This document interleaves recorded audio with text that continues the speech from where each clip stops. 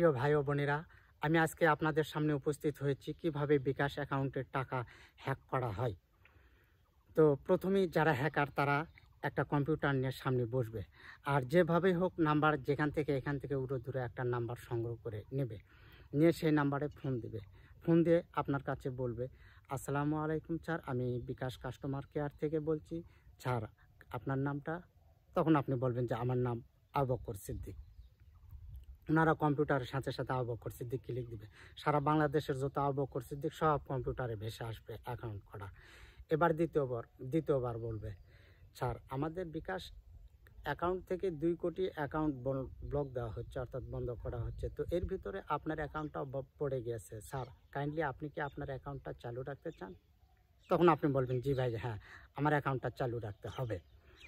তো তখন বলবে, আচ্ছা স্যার ঠিক আছে, তাহলে কাইন্ডলি আমি এই পর্যায়ে যেটা জিজ্ঞাসা করব ঠিক সেটার অ্যান্সার দেবেন। স্যার আপনি সর্বশেষে কি পরিমাণ টাকা উঠেছেন এবং সর্বশেষে কি পরিমাণ টাকা অ্যাকাউন্টে ঢুকেছেন? আপনি তখন বলে দিলেন, আমি সর্বশেষে 5,000 টাকা অ্যাকাউন্ট থেকে উঠেছি। আপনি বলে দিলেন সর্বশেষে 5,000 টাকা অ্যাকাউন্ট থেকে উঠেছি। তো স্যার কাইন্ডলি এটা কত তারিখের ভিতর হবে? আপনার তারিখ মনে থাকলে তারিখ বলে দিলেন, না হলে একটা ডিসিশন দিলেন আজ থেকে 15 দিন আগে হবে। ওরা 15 দিন আগের ভিতর বা তার আগে পাশে সার্চ দিবে, অ্যাকাউন্ট থেকে অনেক আবু বকর সিদ্দিক সিটে চলে যাবে, অল্প বিস্তর যে সমস্ত আবু বকর সিদ্দিক থাকবে, 5,000 টাকা উঠেছেন এটার ভিতরে আবু বকর সিদ্দিক সংখ্যায় কমে আসলে এই পর্যায়ে দ্বিতীয় পর্যায়ে চলে আসবে। সর্বশেষে কি পরিমাণ আপনি অ্যাকাউন্টে টাকা জমা দিয়েছেন এবং কত তারিখের ভিতর? তখন আপনি হয়তো বা বললেন যে সর্বশেষে আমি 10,000 টাকা অ্যাকাউন্টে ঢুকেছি আজ থেকে দিনে 20 আগে।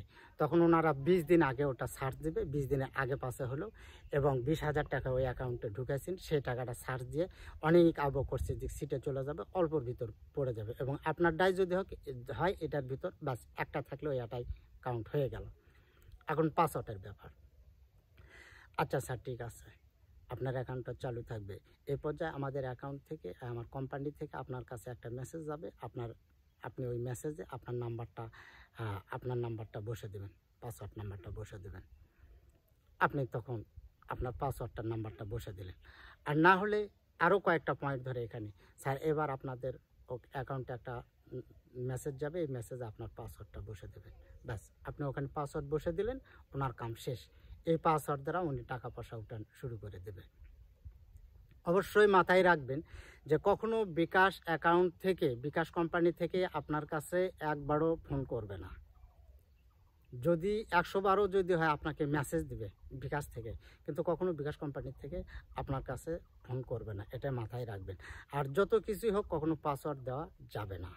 যখনই পাসওয়ার্ড দেবেন তখনই টাকা আপনার নিয়ে চলে যাবে, পাসওয়ার্ড দেওয়ার সাথে আপনার টাকা চলে যাবে, এটা মাথায় রাখবেন। আর কখনো মনে রাখবেন যে কখনো বিকাশ থেকে ফোন করবেন না। তো যাই হোক, এই সিচুয়েশনগুলো দেশের ভিতর চলতেছে, এইভাবে হ্যাক করতেছে, বিধায় আমি এই বিষয়টা আপনাদের সামনে এইভাবে উঠে ধরলাম।